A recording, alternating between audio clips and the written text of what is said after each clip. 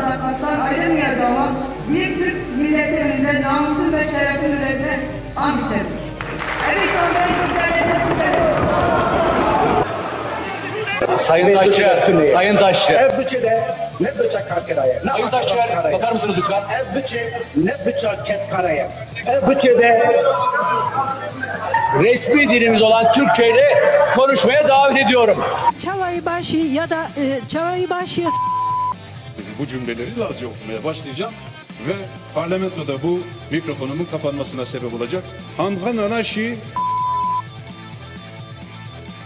Merhaba dünyanın tüm halkları ve ana dilleri. Slavce hemu gelan o hemu zamanan re. Rojal Konuşmaların Türkçe yapılması gerekmektedir. Haneme hoşu hoşu civan eğer başkızani tunaki ziyan. Sayın Milletvekili. Genel kurulda konuşma dilimiz Türkçedir. Biz ne şu yerden uzatıp anlamadınız. Türkçeyi de anlamıyorsunuz. Sonra da ana dilimiz Türkçe, Türkçe konuş çok konuş diyorsunuz. Çarşamba sorlu gelemeyi ezidi hazarcar pirozbe. Benim yönettiğim oturumlarda resmi dil dışında bir dil kullanıldığında otomatik mikrofon kapatılacaktır. Milletvekillerinin de yeni yıllarını kutluyorum.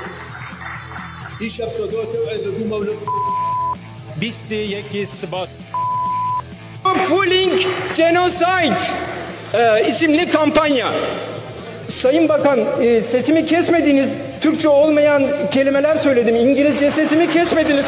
Sesimi kesmeniz için Kürtçe mi?